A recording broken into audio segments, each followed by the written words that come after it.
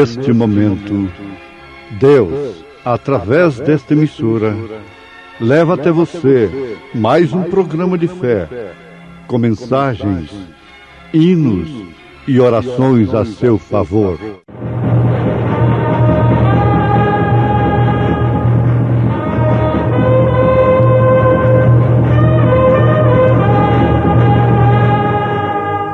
Fé para vencer.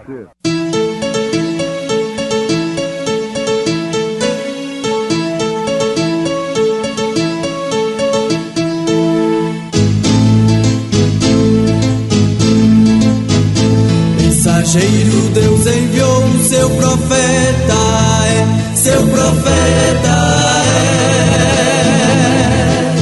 Este som de alarido retumbando está, retumbando está. E as águias de Deus, e as águias de Deus já voando estão, já voando estão. William Branham foi seu nome e Deus foi com ele, e Deus foi com ele. E a coluna de fogo sempre lhe seguiu, sempre lhe seguiu. A palavra ele pregou, a palavra ele pregou com fidelidade. Portanto, tudo o que vós quereis que os homens vos façam, fazei-lo também vós, porque esta é a lei e os profetas.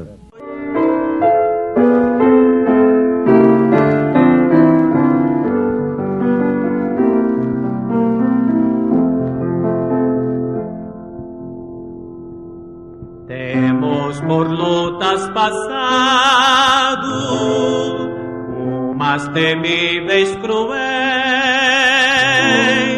mas o Senhor tem livrado delas seus servos fiéis. Força e poder nos tem dado, Ele nos tem sustentado, dando-nos sua mão, vida de paz, perdão, salvação.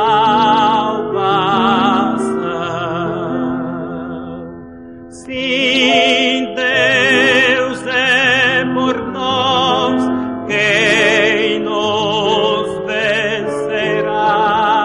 Dar-nos a poder real, Deus nos guardará, defender-nos-á, livrará do mal. Vamos, irmãos, cantar nosso Senhor, louvar e salvar.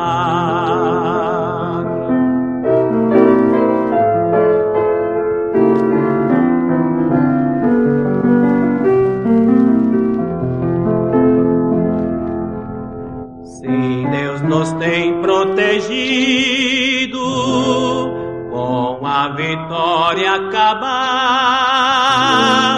Não se tem ele esquecido que na palavra real tudo nos tem prometido,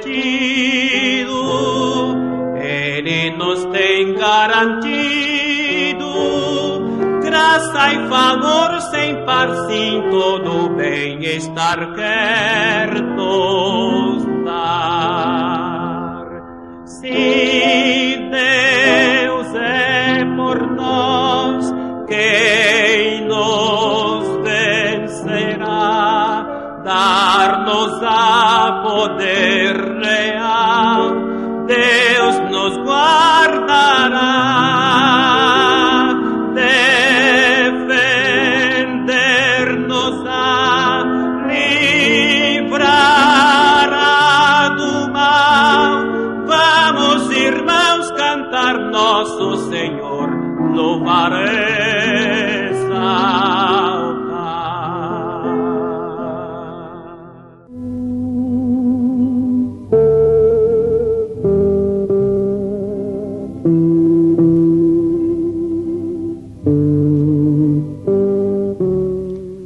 fato, ouvintes, nós precisamos da ajuda do Senhor para chegarmos ao fim como filhos de Deus.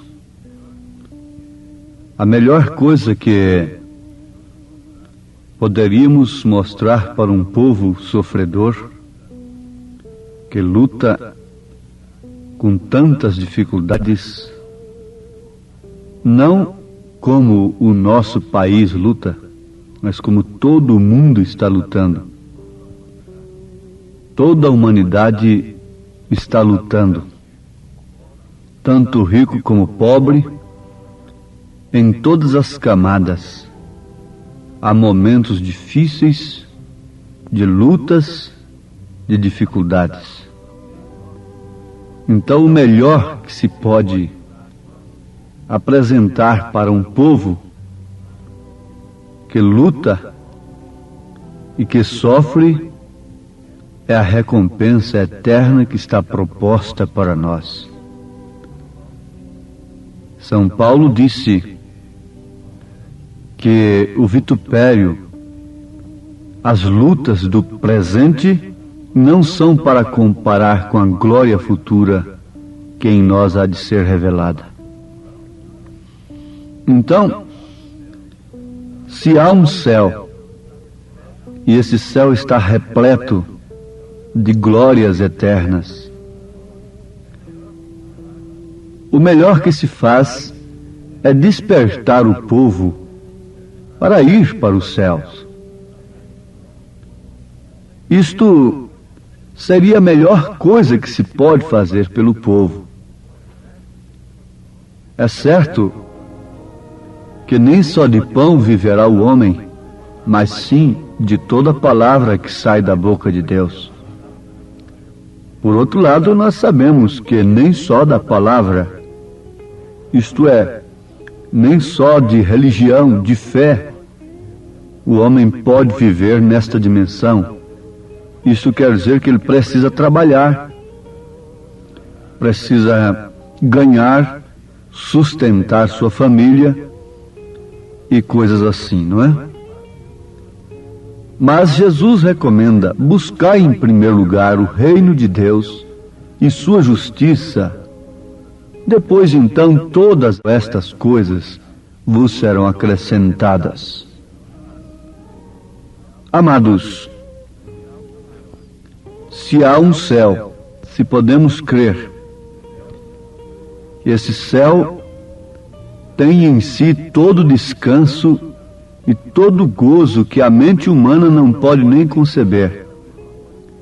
Há também uma conduta e uma ordem, e o único caminho que nos conduz a este céu.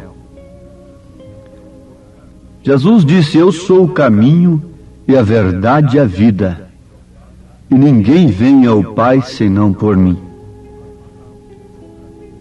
Há um só caminho que nos conduz a este céu de gozo e de glórias e de descanso eterno. Então nós devemos, todos juntos, procurarmos encontrar este caminho. Eu sou a porta, diz Jesus, e aquele que entra por esta porta encontra pastagens. Ele estava falando como pastor e nos tratando aqueles que entram por ele como ovelhas. E como o pastor dá a vida pelas ovelhas, ele deu a sua vida. E disse que ninguém pode arrebatar nenhuma ovelha sequer de suas mãos. Pedro disse: não foi com ouro e nem com prata que nós fomos resgatados da nossa vã maneira de viver, mas sim com o sangue precioso de nosso Senhor Jesus Cristo, o Filho de Deus. Há uma conduta e há uma ordem. Há uma ordem e há uma conduta. Há um caminho para esse céu de gozo onde queremos chegar. Ele, Jesus Cristo, nos deu, através das Escrituras, toda a ordem, conduta e o caminho para chegarmos a este ponto de glória, de gozo. Ouvintes, o mistério tríplice de Deus é Deus em Cristo, Cristo na igreja e a igreja no reino restaurado. Isso compreende o milênio. No milênio não haverá nenhuma dor sequer, não haverá nenhuma gota de sangue derramada na terra, não haverá nenhum crime, portanto, nenhum roubo, nenhuma doença, nenhuma morte. Oh, mas que coisa maravilhosa! O homem não pôde completar os 1000 anos, foi até 900 anos, por aí assim, mas não completou por causa do pecado, que Deus permitiu entrar no mundo para expressar seus atributos de Salvador, de Deus, de curador, de libertador. Mas a sua semente nunca se perdeu e nunca se perderá. Será, portanto, como era antes. A terra transformar-se-á novamente em um Éden. Adão, como um pequeno Deus, ele não tinha que ter o trabalho de subir numa árvore para apanhar uma fruta, porque aquilo é criação. E sendo ele um criador, estando na criação original, ele era um pequeno criador. Então, a criação tem que ser dominada pelo Criador. Adão não subia numa árvore para apanhar uma fruta. Ele falava apenas a palavra e aquela fruta vinha na sua mão. Foi o que ele perdeu. Mas o que ele perdeu não ficou definitivamente com Satanás, com o inimigo, com a serpente. Retornou para as mãos do seu dono original, que se fez homem, o Cordeiro Sangrento, em Apocalipse 5, com 7 pontas, 7 olhos de Deus, 7 Espíritos de Deus, que são 7 mensageiros enviados a toda a terra. Isso seria a restauração de tudo através do tempo preparado, estabelecido pelo próprio Deus. Temos de crer que uma vez resgatados por Deus, pelo sacrifício de seu Filho, nós estaremos neste reino restaurado, o milênio. Mas há um caminho que nos conduz para lá. Há uma ordem e há uma conduta. Jesus disse: largue a porta, e espaçoso é o caminho que conduz à perdição, e muitos são os que entram por ela. Em outras palavras, Jesus está dizendo: aqueles que não querem a minha ordem e a minha conduta, eles preferem uma estrada larga, uma vida mesmo religiosa, mas que possa agir como bem entende, se portar como bem entende, esperando ser salvo. Porque nessa estrada larga encontra-se religiões. Mas por outro lado ele disse: estreita é a porta, espinhoso o caminho que conduz à vida eterna, e poucos são os que entram por esta porta, que encontram esta porta. Agora, isso são palavras de Jesus que dispensam qualquer comentário e cancela qualquer argumento humano. Ele é quem disse assim: aquele que quer vir após mim, negue-se a si mesmo, tome sua cruz e siga-me. Mas o que nós não queremos? Nós não queremos a sã doutrina. Há muita gente se submetendo a espíritos religiosos, a fanatismos terríveis, a ponto de darem cabo às suas próprias vidas.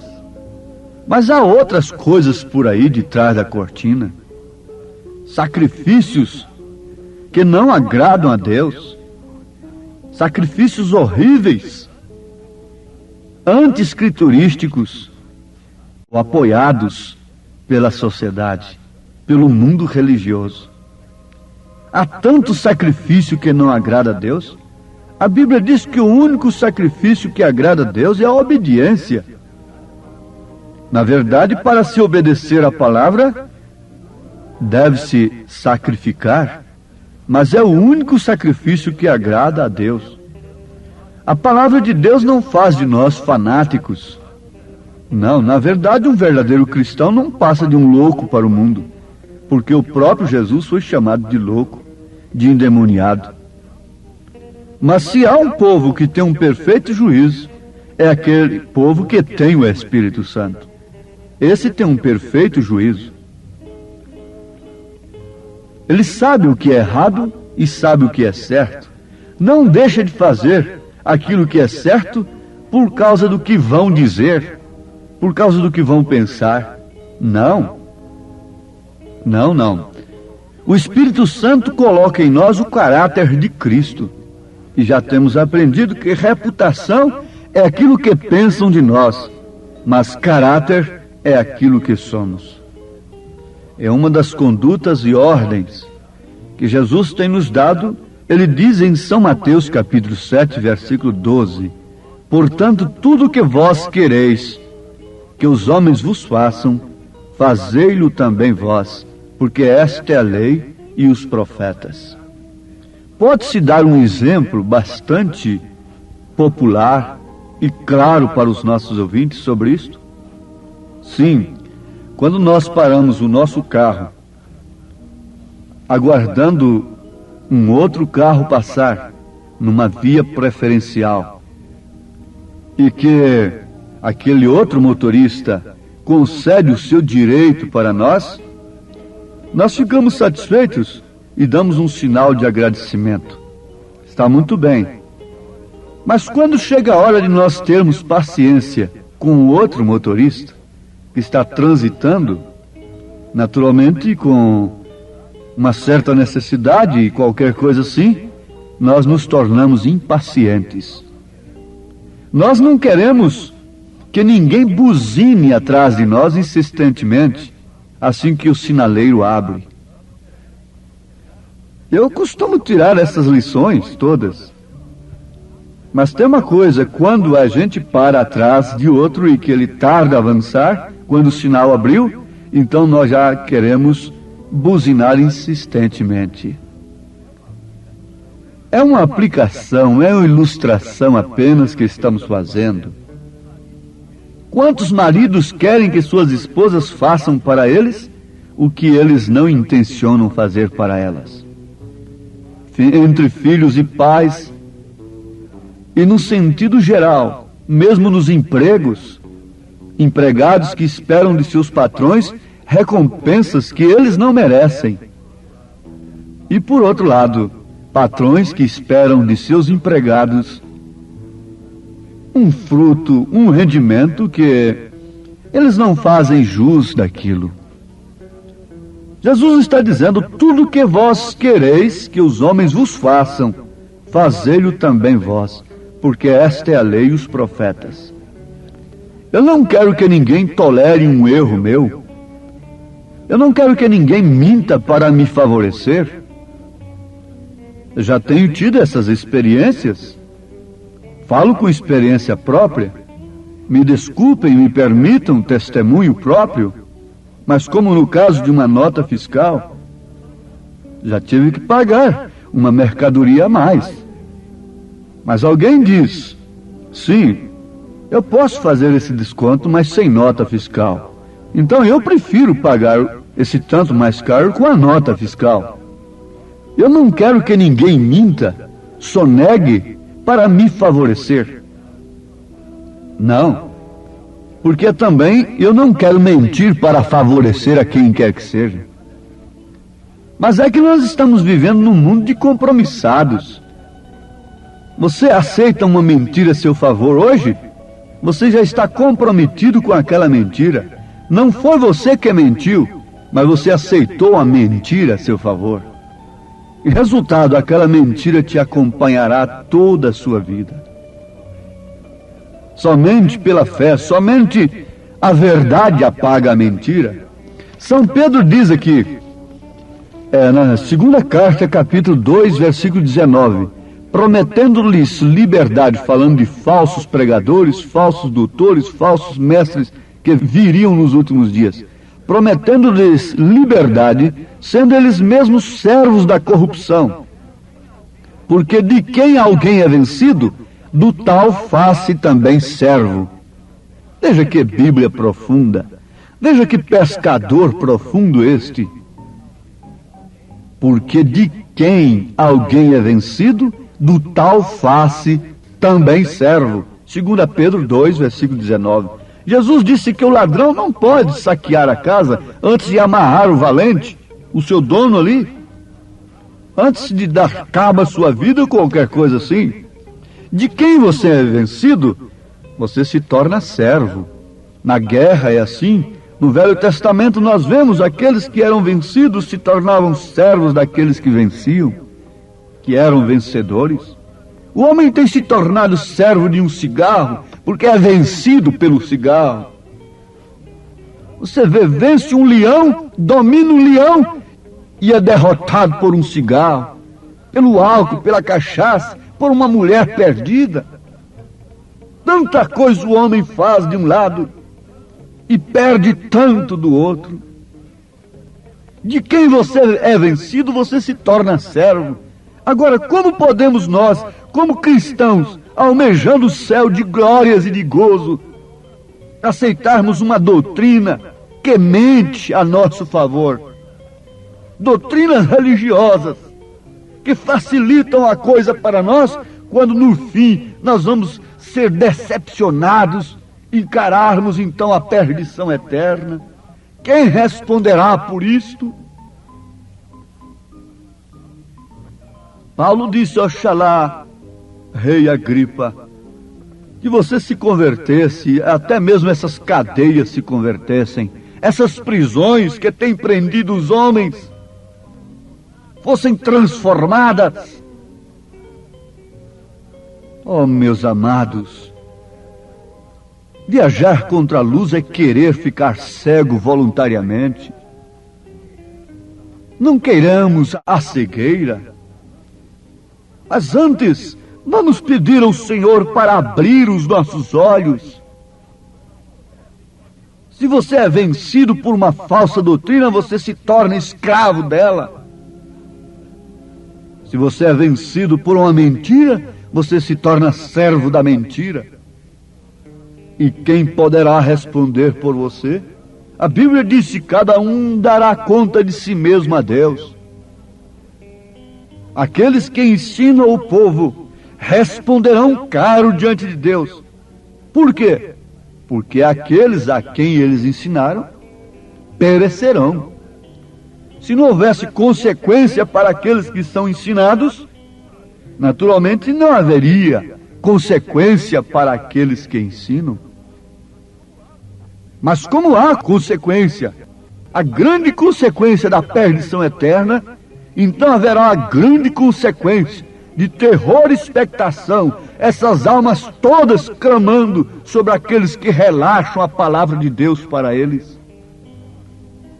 É uma mentira a seu favor, que você pode fazer isso e aquilo outro, quando a Bíblia lhe dá conduta e ordem e o caminho para a glória eterna.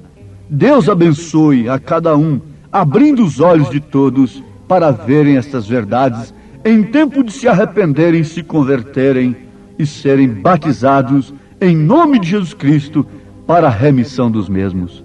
Amém. Pois bem, ouvintes, estamos ouvindo o programa Fé para Vencer. Programa produzido com muito amor, com muito carinho, pensando em você. Este é o programa da Igreja Evangélica, o Tabernáculo da Fé, localizado ali em Taguatinga Norte, na CNF 1, setor F Norte, Taguatinga Norte. Está ali aos fundos do supermercado Caprichoso, no edifício Praia Mar. Ali está a nossa igreja, em Taguatinga Norte, CNF 1, setor F Norte, Taguatinga Norte. Amanhã, terça-feira, grande culto, teremos ali às 19 horas. Participem, não deixe de participar, é bênção para você. Deus abençoe, não desligue o seu rádio e este programa teremos ainda mais meia hora de programação. E você pode acessar nossa página, se você quer assistir também pela nossa página na internet este programa, acesse aí tabernaclodafebrasilia.org.br. Repetindo o endereço de nossa página, que transmite também este programa Fé para Vencer e todos os nossos cultos. tabernaclodafebrasilia.org.br. Vamos mais meia hora de programação Fé para Vencer.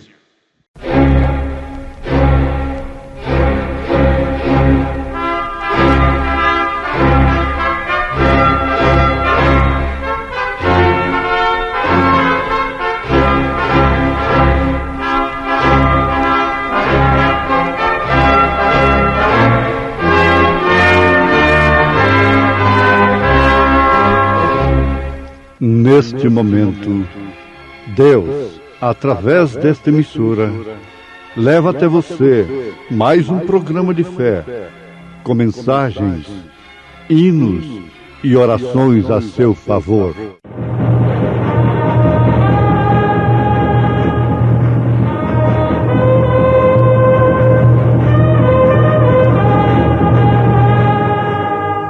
Fé para vencer. Somente crer, somente crer, tudo é possível, somente crer. Visto como seu divino poder nos deu tudo o que diz respeito à vida e piedade, pelo conhecimento daquele que nos chamou para a sua glória e virtude, pelas quais Ele nos tem dado grandíssimas e preciosas promessas, para que por elas fiqueis participantes da natureza divina, havendo escapado da corrupção que pela concupiscência há no mundo.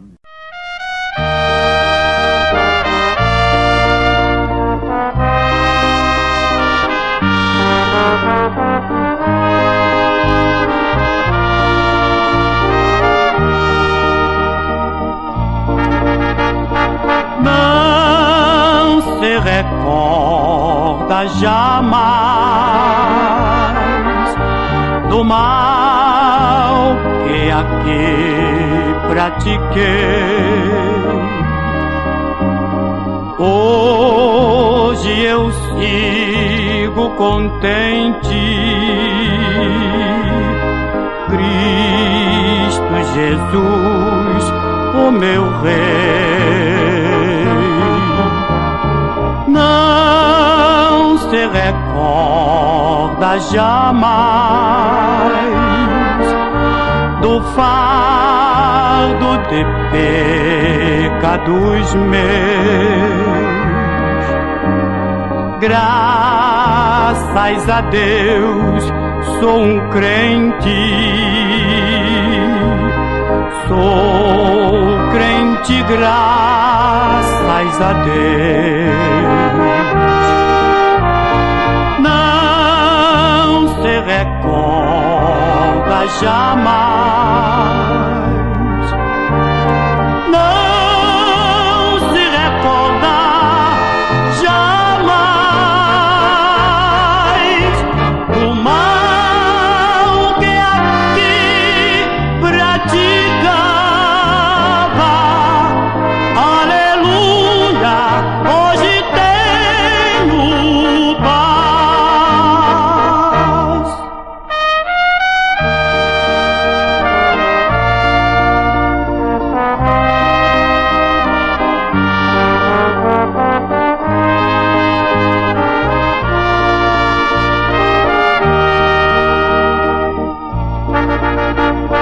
Não se recorda jamais dos acusados de abominação.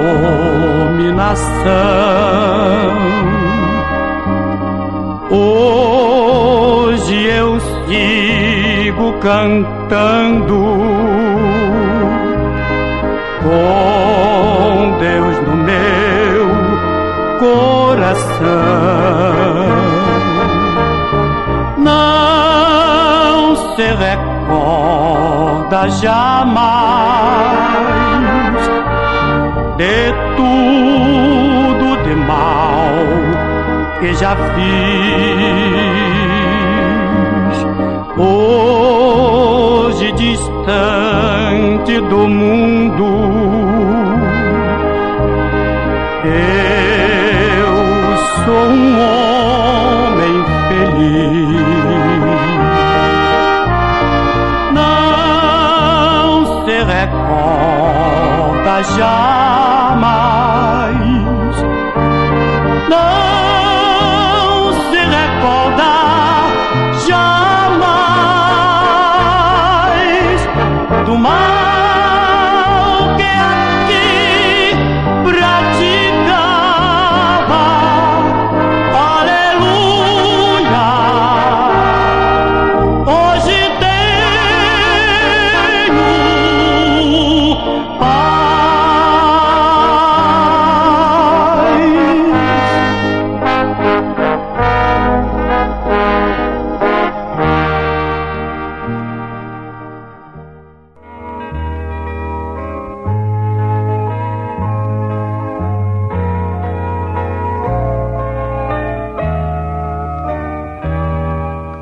Certa feita, respondendo perguntas de um jornalista, enfrentando o interrogatório de um jornalista por quase 1 hora, ele, por fim, quis me apanhar sobre o assunto do transplante. A coisa estava no auge. Transplante de coração, transplante de rins. E o João Boiadeiro estava comendo ovos fritos e, pelo que ouvi, até tomando cachaça com o coração de outro. Isso ficou na história. Nós temos até uma moda sertaneja em torno do assunto, que é até muito bonita, muito triste, não é? Muito bem, então ele disse, o jornalista disse: bom, pastor, a ciência vai transplantar o cérebro. E agora eu quero fazer uma pergunta para o senhor. Quando a ciência tirar o cérebro de um homem que não fuma, que não bebe, que não mente, que não prostitui, e colocar ali o cérebro de um mentiroso, de um adúltero, de um fumante, beberrão, qual vai ser o comportamento daquele homem crente que recebeu o cérebro de um descrente? Jesus disse que não era para nós pensarmos o que haveríamos de responder quando estivéssemos diante de tais circunstâncias. E ele cumpre a sua palavra. Naquela hora parece que eu me vi num aperto tremendo. Então aquele homem ia pensar com o cérebro de um fumante, que antes era um crente, tinha um cérebro de um crente, pensava como crente, agora ia pensar com o cérebro de um fumante, de um beberrão, de um adúltero, de um mentiroso. Mas me veio no espírito na hora o socorro. A ciência pode transplantar até mesmo o cérebro, coração e todos os órgãos, mas nunca poderá transplantar o espírito do homem, a sua alma. O homem é composto de corpo, alma e espírito. No corpo, o homem pode trabalhar, pode trocar órgãos, trocar braço, cérebro, olho, coração, rins. Mas na alma, no espírito, só há um que pode. Mais ninguém. Não é o doutor fulano, nem o cientista ciclano, nem quem quer que seja. É o autor e o consumador da fé. É o mesmo que o senhor me perguntar. Bom, aquele carro tinha um motorista que fazia isto, aquilo outro. Era um motorista que o dirigia para determinados lugares ilícitos e para determinados fins negros, horríveis. Depois ele vende aquele carro e aquele carro vai parar na mão de um homem idôneo, de um homem sincero, de um homem que ama as coisas honestas, de um crente. Aquele carro não vai andar mais para aqueles fins que ele andava antes. Não vai servir mais para aquilo. Vai servir para outras coisas. Para conduzir a família. Por isso, quando se compra um carro usado, deve consagrá-lo a Deus, santificá-lo. Quando se vai dormir num quarto de hotel, qualquer coisa, deve se ajoelhar antes, expulsar espíritos adúlteros, de crime, de roubo, de desastre, destas coisas todas, não com superstições, mas o crente que ora com convicção, consagra e santifica a sua comida, onde quer que seja, num restaurante, em qualquer lugar. Então, se ele consagra a sua comida, ele deve consagrar a sua casa, o seu leito, a cama onde ele vai dormir na viagem, o carro deve ser consagrado ao Senhor. Muito bem, amados. De todos os modos, o que manda é o piloto. E no caso deste veículo humano, é o piloto, é o homem da máquina lá embaixo que manda. É a alma, que é a natureza do espírito. E quando nós tomamos a idade da consciência, logo nós manifestamos a natureza de nossos pais, que herdamos como tradição dos nossos pais. Mas, se aquela alma é uma semente que vem de Deus, ou mais cedo ou mais tarde, aquela semente deverá manifestar a sua natureza, vinda de Deus. Por muito tempo a semente pode ficar na terra seca. E somente quando cai a água é que ela brota, ela germina e mostra a sua qualidade, a sua natureza. Por muito tempo a semente do lírio fica dentro do lodo, mas um dia ele brota e o sol o chama para fora e manifesta a sua beleza, a sua formosura, manifesta o seu perfume e oferece suas virtudes para as abelhas que buscam nele o ingrediente especial para o mel. Oh, sim, o profeta de Deus, fugindo dos bailezinhos que seus pais faziam em sua casa, ele passava a noite no mato. E um dia ele pôde ver ali uma florzinha, num lugar que antes ele tinha feito fogueira ali, acendido fogo para passar a noite. E logo depois do fogo veio a neve. Então aquele pedaço de terra, aquela porção de terra ali tinha sofrido fogo e neve, gelo. Mas no determinado tempo, ele chega ali e vê uma florzinha e pergunta para a florzinha: onde estava você, florzinha, que não morreu com fogo? que não morreu com o gelo, com a neve? Onde estava você? Estava escondida, hein? Você estava lá dentro, hein, florzinha?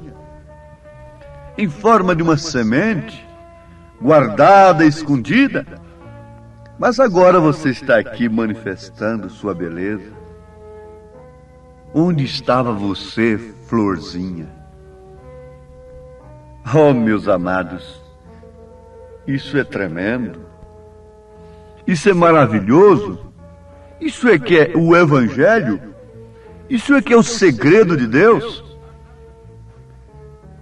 A natureza do crente, do verdadeiro cristão, é manifestada justamente através da palavra de Deus, que é a água que cai sobre a semente que estava ali no seio da terra, que estava ali no lodo, que estava ali no pecado, que estava ali num corpo, num veículo que, por tradição, manifestava somente o pecado. Como São Pedro disse, não foi com ouro e nem com prata que fostes resgatados da vossa vã maneira de viver, que por tradição recebestes dos vossos pais, mas com o precioso sangue de Cristo, como de um cordeiro imaculado e incontaminado. Oh, falamos em ovelha, falamos em cordeiro, e estamos falando em natureza, então deve-se pensar muito na natureza do cordeiro. Como cristãos, como filhos de Deus, devemos herdar a natureza do Pai. Como o filho herda a natureza do Pai, terreno, naturalmente, o seu físico. Pedro está dizendo que nós herdamos dos nossos pais. Mas se somos filhos de Deus, então herdamos a natureza de Deus. Ele diz assim: visto como o seu divino poder nos deu tudo o que diz respeito à vida e piedade,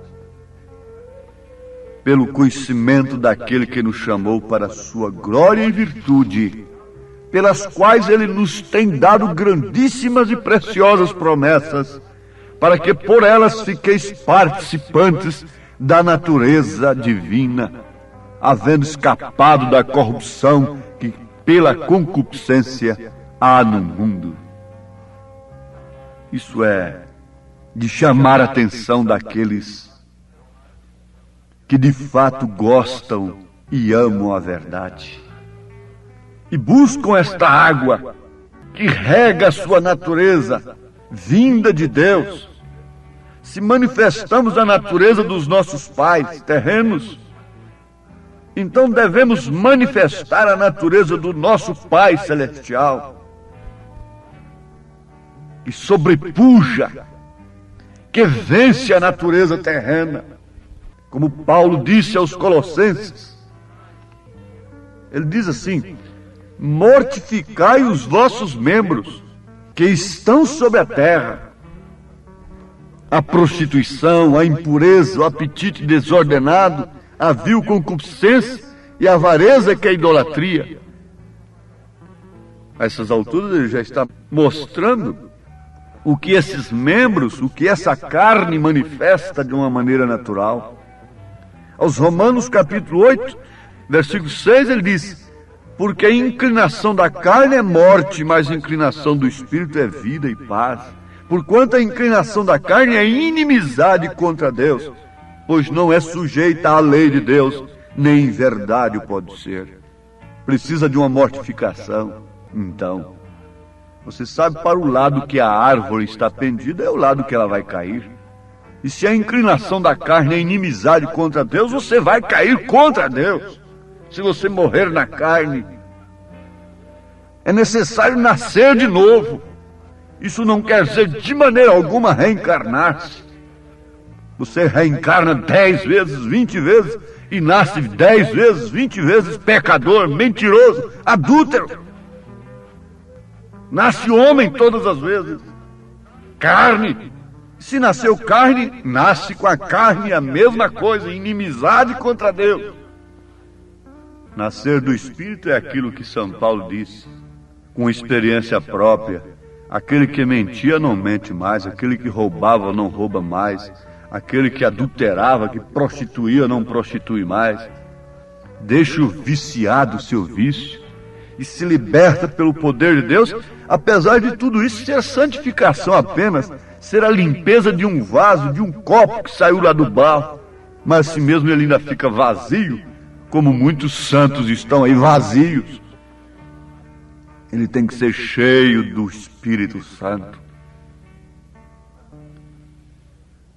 Mas enfim, qual é a natureza que nós devemos ter? A Bíblia toma tipos. Vocês podem dizer, esse profeta, esse pregador é um tipologista apenas. Jesus foi assim. Ele tomou o cordeiro. João Batista apontou o cordeiro de Deus. Os apóstolos fizeram isto. A Bíblia toda toma a natureza. Paulo chegou a dizer que a natureza deixa todo homem inexcusável diante de Deus. É uma Bíblia aberta. De onde vem você, Rosinha? Onde você estava durante a neve? Onde você estava durante o fogo? Onde estava você, Maria Madalena? Onde estava você, ladrão perdido? Ali está uma semente escondida. Semente de cordeiro.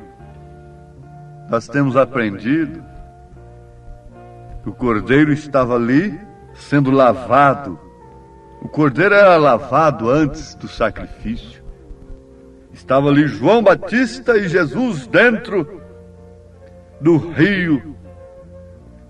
E não desceu uma terceira pessoa sobre Jesus, mas desceu o próprio Pai dizendo: Tu és meu filho amado, em quem tenho prazer de habitar. O Espírito Santo em forma de pomba, não de pessoa, representando a ave mais pura que há no espaço, a pomba. A ave que não tem amargura, não tem fel, e que não come carniças, descendo sobre um lobo revoltado, murmurador, pretensioso, sobre um artista que se punha diante da multidão a pedir dinheiro e enganar o povo. Não! Descendo sobre um cordeiro, o animal mais obediente, a ave mais pura, descendo sobre o animal mais obediente. Você pode pensar em ter o Espírito Santo fora da condição que Jesus estava naquele instante quando o Espírito Santo desceu sobre ele? Revestindo-o para quê? Para subir nos palácios, representar a igreja lá em cima? Acorda, povo de Deus! Desperta! Foi para levar aquele cordeiro para o matadouro, para o sacrifício. Além de ser puro, era cheio do Espírito Santo. Ali estava o próprio Deus encarnado, manifestando Pai, Filho e Espírito Santo. Ele era Pai da eternidade, Ele era Príncipe da paz, Ele era Conselheiro, Ele era maravilhoso, Ele era a estrela da manhã, Ele era o lírio dos vales. Mas tombado, derrotado daquele jeito, era Deus. E ninguém pode ver Deus a não ser em pessoas que busquem com toda a sua alma, com todo o seu espírito, ser como Deus, serem como Deus. Seria presunção? Não. Ele derramou a sua natureza sobre sua igreja, não pelo mérito dela, mas pelo seu próprio mérito. Ele derramou a sua natureza sobre seus filhos. Oh, que o Senhor possa operar isto nesse instante, enquanto nós o pedimos concluindo esta palestra. Senhor, derrama sobre nós a natureza do Senhor, em nome de Jesus Cristo. Amém. Acabamos de ouvir mais um programa Fé para Vencer. Programa produzido com muito amor, com muito carinho, endereçado ao seu coração, com uma palavra firme e poderosa, centralizada na Bíblia ao seu favor. Olha, você pode assistir nossas programações através de nossa página na internet. Anote aí, tabernaculodafebrasilia.org.br, tabernaculodafebrasilia.org.br, transmite todas as nossas programações, nossos cultos, o dia todo, viu? Nós temos ali programações à noite em nossos cultos. Amanhã, por exemplo, amanhã terça-feira, teremos aquele grande culto ali em Taguatinga Norte, transmitido através de nossa página. O endereço é tabernaculodafebrasilia.org.br. Você pode também estar conosco ali na igreja, amanhã em Taguatinga Norte, na CNF1, Setor F Norte, Taguatinga Norte. Fica ali no subsolo do edifício Praia Mar, aos fundos do supermercado Caprichoso. Você subindo ali pela Sandu Norte, ali está o supermercado Caprichoso. E você vai fazer o contorno aos fundos do supermercado Caprichoso, ali na Sandu Norte, está o edifício Praia Mar. A Igreja Evangélica Tabernáculo da Fé Brasília está ali aos fundos do supermercado Caprichoso, no edifício Praia Mar, no subsolo, viu? Amanhã, terça-feira, grande culto, teremos ali às 19 horas. Não percam, não percam. Volte a nos ouvir amanhã aqui por esta emissora, neste mesmo horário, se o Senhor nos permitir, com fé do Filho de Deus, a fé que vence o mundo. Tenham todos um bom dia na paz do Senhor Jesus Cristo.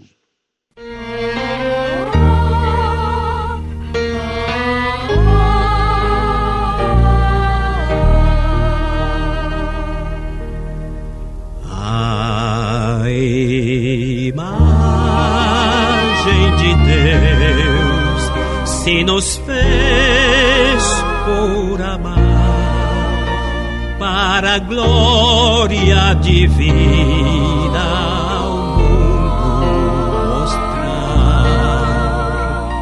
Mas o homem falhou e de Deus se afastou, sem ao menos prever o que iria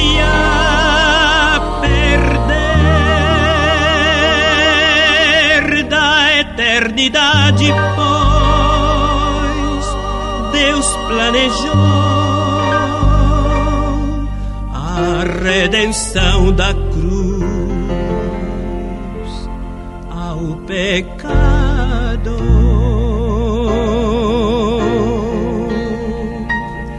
e da glória dos céus Ele ao mundo desceu, pra de novo nos legar a imagem de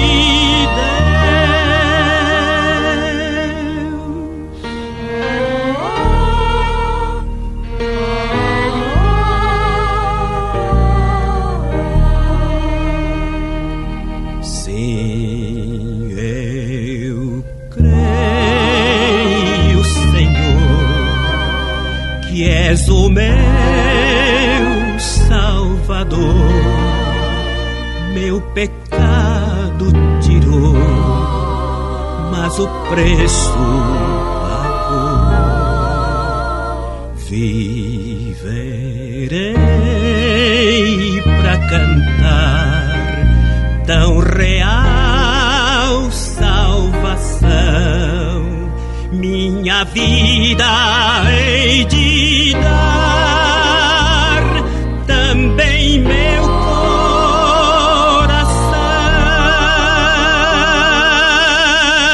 Nunca compreenderei tão grande amor que o seu filho deu ao pecador.